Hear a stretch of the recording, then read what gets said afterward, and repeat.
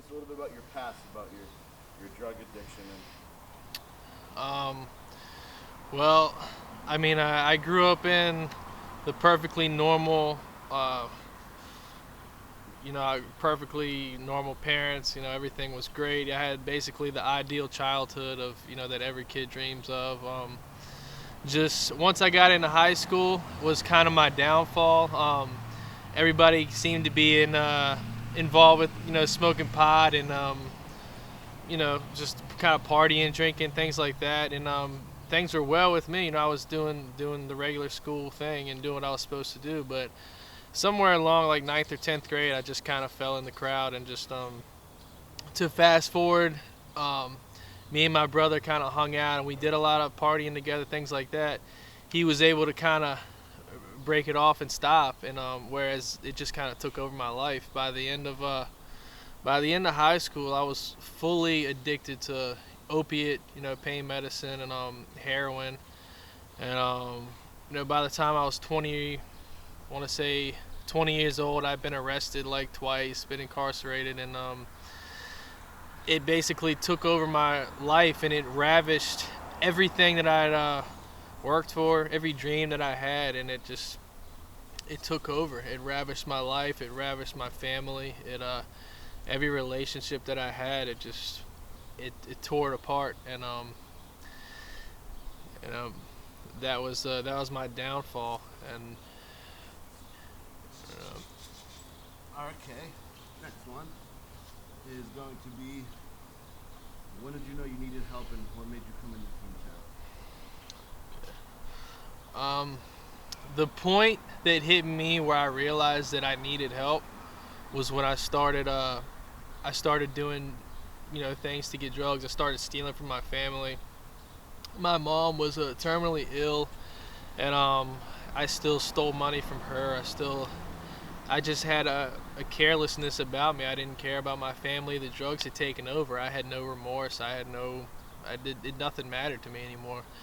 And I started, doing things that I never thought that I would do in order to get, my drugs and my fix. And um, that was it. I mean, I was reckless. I was lost. I was you know, I was a catastrophe. My life was ruined. So you came into town? Yeah. Um, 2011, November 28th. I was at my wits' end. I had gotten in a great amount of trouble with fraudulent checks, and obviously to get my drugs. And my parents caught me. My dad called me out on it, and he said, "Listen, you're either gonna go to this program to get help, or you're gonna go to prison for a long time." So at first, I was content with going to prison. I didn't care. That's how messed up I was, and uh, I was content with it. I was ready to go. I thought that's where I belonged, as did a lot of people.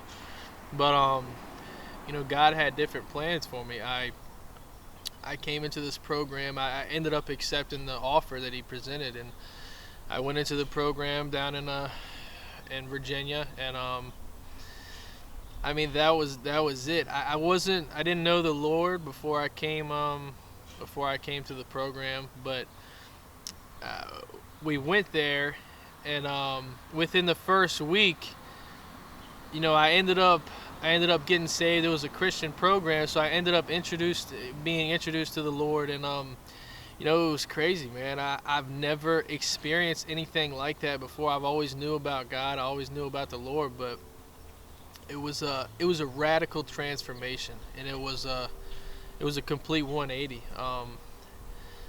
Because I had tried everything in me. I had tried every other route that you could possibly take as far as getting help and getting sober and staying sober. I've tried it and I've done it multiple times.